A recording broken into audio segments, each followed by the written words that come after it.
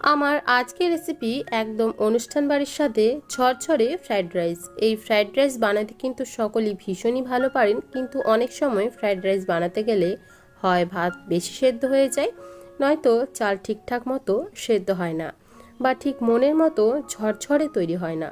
সমস্ত রকমের tips and tricks নিয়ে আজকে শেয়ার করছি আমার ফ্রাইড রাইসের রেসিপি। নমস্কার বন্ধুরা, আমি সীমা, আপনারা দেখছেন টেস্টি ফুড উইথ সীমা। তো প্রথমেই আমি এখানে নিয়ে নিচ্ছি 2 কাপ পরিমাণে বাসমতি চাল।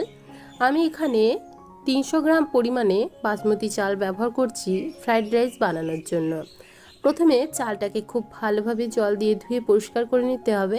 আমি এখানে 3-4 বার জল বদলে বদলে চালটাকে খুব ভালোভাবে ধুয়ে পরিষ্কার করে নিয়েছি এবং এখন 1 ঘন্টার জন্য চালটাকে ভিজিয়ে রেখে দেব। অন্যদিকে ফ্রাইড রাইসের জন্য সবজিগুলো রেডি করে নেব। তার জন্য একটা প্যানের মধ্যে দিয়ে দিচ্ছি 1 চামচ পরিমাণে ঘি, সাথে দিয়ে দেব 3 চামচ পরিমাণে সাদা তেল। এখন এই সাদা তেল আর ঘিয়ের মধ্যেই আমি সবজিগুলোকে ফ্রাই করে নেব। চাইলে আপনারা কিন্তু ঘিয়ের মধ্যে দিয়েও সবজিগুলোকে ভাজতে পারেন, কিন্তু আমি সাদা তেল আর ঘি ব্যবহার করে সবজিগুলোকে ভাজবো। প্রথমে 1/2 কাপ পরিমাণে লম্বা লম্বা করে টুকরো করে রাখা বিনস দিয়ে দিলাম এবং বিনসগুলোকে 2 থেকে 3 মিনিট সময় ধরে মিডিয়াম ফ্লেমে রেখেই ভেজে নেব। তারপর ভাজা হয়ে গেলে বিনসগুলোকে তুলে একটা প্লেটের মধ্যে রেখে দিচ্ছি। আবারও একই তেল আর ঘিয়ের মিশ্রণের মধ্যে দিয়ে দিচ্ছি 1/2 কাপ পরিমাণে পাতলা করে কেটে রাখা গাজর। সবজির অনুপাতটা আপনারা নিজেদের ইচ্ছে মতো এখানে ব্যবহার করবেন। অনেকেই আছেন ফ্রাইড রাইসে বেশি সবজি পছন্দ করেন না, সেক্ষেত্রে আপনারা সবজির পরিমাণটা কমিয়ে দিতে পারেন। তো মিডিয়াম ফ্লেমে রেখেই আমি 2 মিনিট সময় ধরে গাজরটাকে ভেজে নিয়েছি। এবার গাজরটাকে তুলে একটা প্লেটের মধ্যে রেখে দেব এবং আবারও একই তেল ঘিয়ের মধ্যেই ভেজে নেব ক্যাপসিকাম। এখানে আমি 1/2 কাপ পরিমাণে ক্যাপসিকাম পাতলা করে কেটে নিয়েছি, সেটা দিয়ে দিলাম এবং সাথে দিয়ে দেব 2টো কাঁচা লঙ্কা, সেগুলোও আমি লম্বা লম্বা টুকরো করে কেটে নিয়েছি। এরপর ক্যাপসিকামটাকে 2 মিনিট সময় ধরে মিডিয়াম ফ্লেমে রেখে ভেজে নেব। যেহেতু সব সবজির ভাজার সময় আলাদা হয়, কোনো সবজি তাড়াতাড়ি ভাজা হয়ে যায়, আবার কোনো সবজি ভাজতে একটু সময় লাগে, তাই আলাদা আলাদা করে ভেজে নিচ্ছি।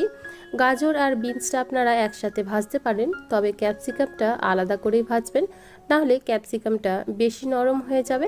এখন ক্যাপসিকামটাও ভাজা হয়ে গেছে, তাই ক্যাপসিকামটা তুলে প্লেটে রেখে দেব এবং একই কড়াইয়ের মধ্যে দিয়ে দিচ্ছি বেশ কিছুটা কাজুর টুকরো। আমি এখানে 1 মুঠো পরিমাণে কাজু 2 টুকরো করে নিয়েছি, তারপর সেটা ভেজে নিচ্ছি। কাজু ভাজতে বেশি সময় লাগে না, 1 মিনিটের মতো মিডিয়াম ফ্লেমে রেখেই একটু উল্টে পাল্টে নিলেই কাজুগুলো খুব সুন্দরভাবে ভাজা হয়ে যাবে। তো দেখুন কাজুগুলো এখানে ভাজা হয়ে গেছে এবং কাজুগুলো তুলে একটা প্লেটের মধ্যে রেখে দিচ্ছি। আবারও ওই একই তেল ঘিয়ের মধ্যে দিয়ে দেব 1 মুঠো পরিমাণে কিশমিশ। কিশমিশটাকেও একটু ভেজে নেব। কিশমিশ ভাজতেও কিন্তু বেশি সময় লাগে না, এখানে আপনারা নিজেদের পরিমাণ অনুযায়ী সব কিছু ব্যবহার করতে পারেন। তো দেখুন কিশমিশটা ভাজা হয়ে গেছে, এখন কিশমিশটা তুলে প্লেটের মধ্যে রেখে দিচ্ছি। তো সব কিছু এখানে খুব ভালোভাবে ভাজা হয়ে গেছে, এগুলোকে সাইডে রেখে দিয়ে আমরা ফ্রাইড রাইসের জন্য ভাতটা তৈরি করে নেব। একটা সসপ্যানের মধ্যে বেশ খানিকটা জল গরম করতে বসিয়েছি, তার মধ্যে দিয়ে দিচ্ছি 2 চামচ পরিমাণে লবণ, দিয়ে দিচ্ছি 2টো তেজপাতা, 2 টুকরো দারুচিনি, দিয়ে দিচ্ছি বেশ কয়েকটা লবঙ্গ আর 5টা ছোট এলাচ। তো এগুলো দিয়ে খুব ভালোভাবে জলটাকে প্রথমে ফুটিয়ে নেব, তারপর চালটা দেব। তো দেখুন 1 ঘন্টা চালটা ভেজানোর ফলে চালটা অনেকটা পরিমাণে ফুলে উঠেছে। এখন চালটা দিয়ে দিচ্ছি গরম জলের মধ্যে। তো চালটা যেহেতু ভেজানো ছিল, তাই ভাতটা তৈরি হতে খুব বেশি সময় লাগবে না।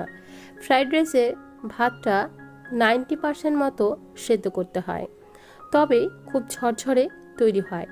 আর বিরিয়ানির যে ভাতটা তৈরি করতে হয় সেটা 80% সেদ্ধ করতে হয়, কারণ সেটা আবার পরে দমে দেওয়া হয়।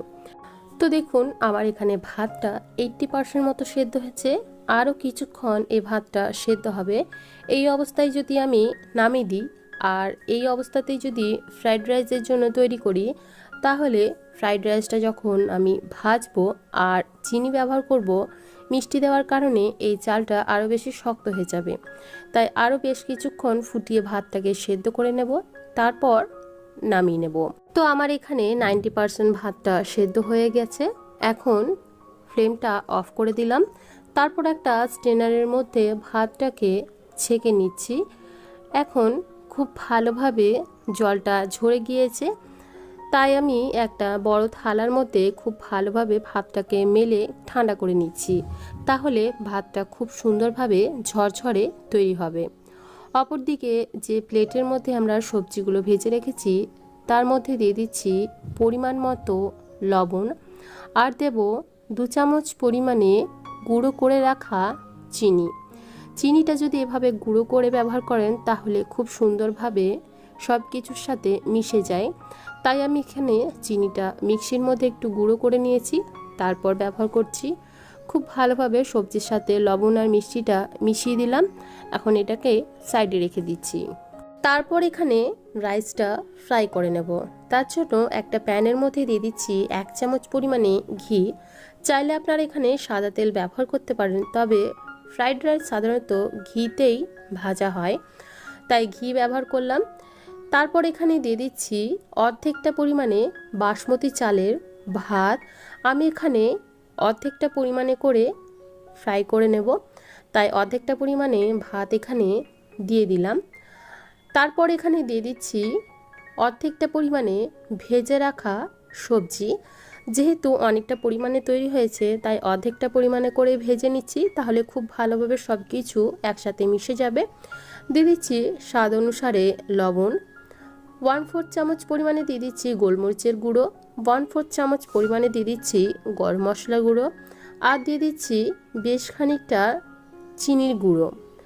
আমি এখানে আমার স্বাদের অনুসারে এখানে চিনিটা ব্যবহার করছি। আমি এখানে প্রায় 5 টেবিল চামচের মতো চিনি গুঁড়ো ব্যবহার করছি। আপনারাও এভাবে চিনিটা গুঁড়ো করেই ব্যবহার করবেন, তাহলে মিশতে কোনো রকম সমস্যা হবে না। অনেক সময় চিনিটা খুব ভালোভাবে গলে না আর দানা দানা থেকে যায়, আর ফ্রাইড রাইসটা খাওয়ার সময় চিনিটা মুখে পড়লে খেতে ভালো লাগে না। তাই চিনিটা গুঁড়ো করে এভাবে ব্যবহার করবেন, তাহলে দেখবেন খুব সুন্দরভাবে সব কিছুর সাথে চিনিটা ভালোভাবে মিশে যাবে। তো দেখুন খুব ভালোভাবে সব কিছু মিশিয়ে নিয়েছি, আর মিশে গেলেই তৈরি আমাদের ফ্রাইড রাইস। একদম ঝরঝরে তৈরি হয়েছে, দেখে বুঝতেই পারছেন। আর অর্ধেকটা পরিমাণে করে তৈরি করলে বেশ ভালোভাবেই সব কিছু মিশে যায়।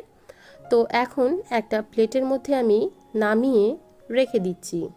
আবারও একইভাবে যে অর্ধেকটা পরিমাণে আমাদের রাইস বেঁচে আছে সেটা দিয়েও আমরা ফ্রাইড রাইস তৈরি করে নেব।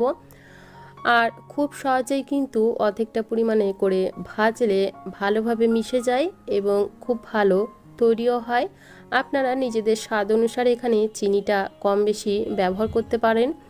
তো তৈরি হয়ে গেল আমাদের দারুণ স্বাদের ঝরঝরে অনুষ্ঠান বাড়ির মতো ফ্রাইড রাইস। ভিডিওটি ভালো লেগে থাকলে অবশ্যই বাড়িতে একবার তৈরি করে দেখবেন। আশা করি আপনাদের ফ্রাইড রাইসও কিন্তু একদম ঝরঝরে তৈরি হবে। আপনি যদি আমার চ্যানেলের নতুন বন্ধু হয়ে থাকেন, চ্যানেলটিকে সাবস্ক্রাইব করার অনুরোধ রইল। আজকে এখানে বিদায় জানাচ্ছি, আবারও হাজির হয়ে যাব নতুন কোনো রেসিপি নিয়ে। ভালো থাকবেন, সুস্থ থাকবেন এবং ভিডিওটি সম্পূর্ণ দেখার জন্য আপনাদের সবাইকে অসংখ্য ধন্যবাদ। বাই।